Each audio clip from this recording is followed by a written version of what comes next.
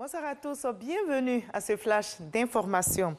La crise sanitaire de Covid-19 a fortement impacté les activités des entreprises. En vue de mieux les accompagner dans la mobilisation des ressources financières, le collectif national des centres de gestion agréés, CGA, a lancé un programme d'urgence aux PME adhérentes afin de développer leur résilience face aux effets de la crise.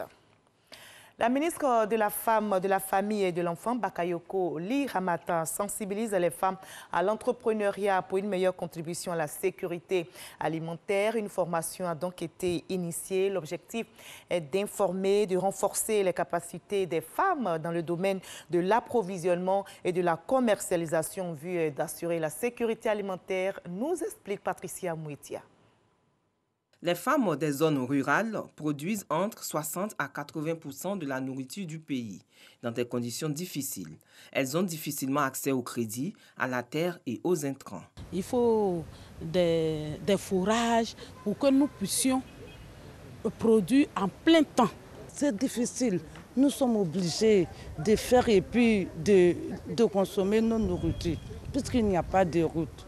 C'est en cela que la mise en œuvre du projet d'amélioration de l'accessibilité alimentaire a été initiée. L'objectif est de contribuer au renforcement de la sécurité alimentaire nationale par la formation de 150 femmes issues des fêtières et associations. Vous savez qu'après la crise, nous étions à 12% de prévalence d'insuffisance alimentaire. Et avec l'effort de ces femmes, nous avons réduit, nous sommes à 6.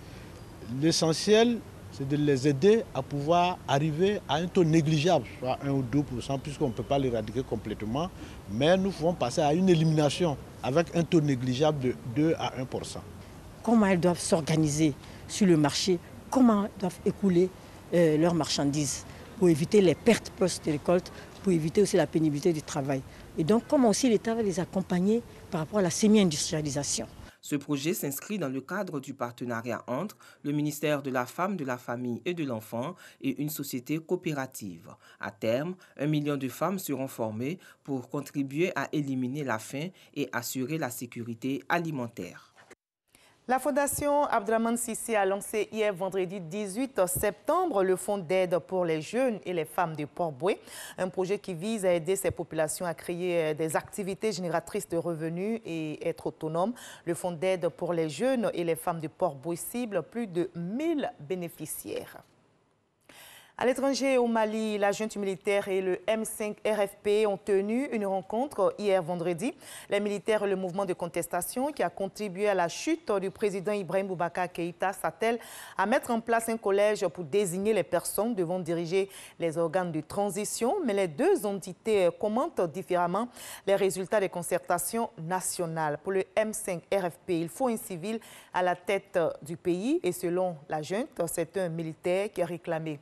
Notons que la CEDEAO, tout comme l'Union africaine, maintiennent la pression sur la junte au pouvoir et demandent que la transition malienne soit dirigée par un civil. La course est désormais lancée en Guinée pour la présidentielle prévue le 18 octobre prochain. 12 candidats sont en liste, dont le président sortant, Alpha Condé. La campagne électorale a officiellement démarré hier donc, mais de manière plutôt timide, même si le RPG, le parti au pouvoir, a déjà une longueur d'avance. Plus de 5 millions d'électeurs sont inscrits sur le fichier électoral et ils seront aux urnes le 18 octobre prochain. 20, 30, 40, c'est une série télévisée ivoirienne que vous propose la RTI dès demain, dimanche, après le journal télévisé.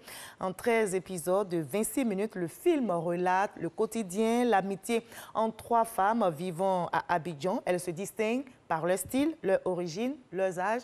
Alors, on en parle ce soir. 20, 30, 40 a été réalisé par une Ivoirienne. À tout à l'heure, à 20h.